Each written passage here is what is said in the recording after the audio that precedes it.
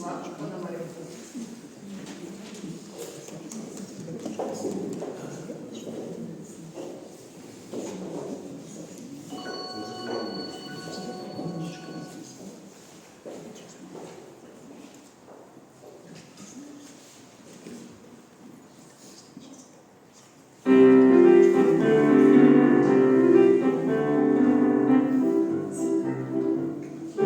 Удивительный вопрос. Почему я водонос?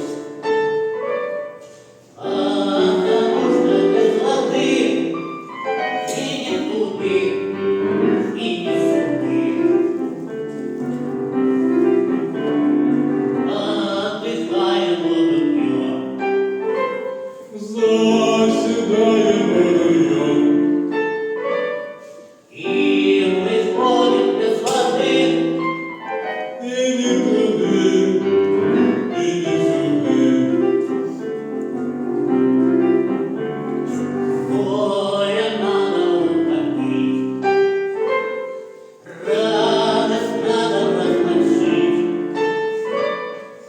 В каждом деле без воды и не туды, и не сюды.